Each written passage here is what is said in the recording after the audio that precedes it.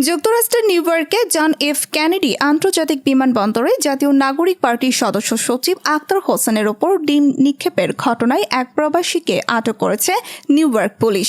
অভিবাসন আইন ভঙ্গের অভিযোগে গ্রেফতার হওয়া এই ব্যক্তির বড় ধরনের শাস্তির মুখে পড়ার আশঙ্কা রয়েছে। আমেরিকার কঠোর অভিবাসন আইনের আওতায় তার জেল, জরিমানা, এমনকি দেশে ফেরত পাঠানো পর্যন্ত হতে পারে। জাতিসংঘের মানবাধিকার কমিশনের তথ্য অনুযায়ী এবছরের 20 জানুয়ারি থেকে 29 এপ্রিল পর্যন্ত ট্রাম্প প্রশাসন ইতোমধ্যে 1,42,000-এরও বেশি মানুষকে বহিষ্কার করেছে। সেই প্রেক্ষাপটেই স্থানীয় সময় সোমবার রাত 9:28 অভিযান চালিয়ে জ্যাকসন হাইটস থেকে আটক করা হয় ডিম নিক্ষেপকারী প্রবাসী মিজান চৌধুরীকে। তিনি আওয়ামী লীগের কর্মী এবং তার বাড়ি সিলেটের জকিগঞ্জে। আইন বিশেষজ্ঞরা বলছেন, আমেরিকার মাটিতে এ ধরনের হেনস্থা আন্তর্জাতিক অভিবাসন আইন ভঙ্গের শামিল।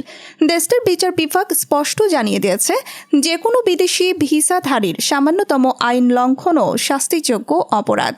প্রেসিডেন্ট ডোনাল্ড ট্রাম্প এ বিষয়ে সর্বোচ্চ সতর্ক থাকার আহ্বান জানিয়েছেন। নিয়ম ভাঙলেই বাতিল হতে পারে ভিসা, এমনকি ভবিষ্যতে যুক্তরাষ্ট্রে প্রবেশেও জারি হতে পারে নিষেধাজ্ঞা।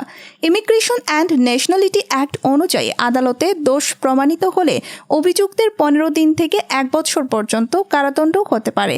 সেক্ষেত্রে তার ঠিকানা হবে ফেডারেল কারাগার। তবে পূর্বে অপরাধমূলক কোনো রেকর্ড না থাকলে ক্ষতিপূরণ বা মুচলেকার শর্তে মুক্তির সুযোগও মিলতে পারে। এর আগে গত সপ্তাহেই অনুরূপ ঘটনা ঘটে লন্ডনে। সেখানে তথ্য উপদেষ্টা মাহফুজ আলমের ওপর হামলার চেষ্টা হয়। কনসুলেট জেনারেলের এক অনুষ্ঠানে বিক্ষোভকারীরা ডিম ও বোতল নিক্ষেপ করে, এমনকি দরজা ভেঙে ফেলার ঘটনাও ঘটে।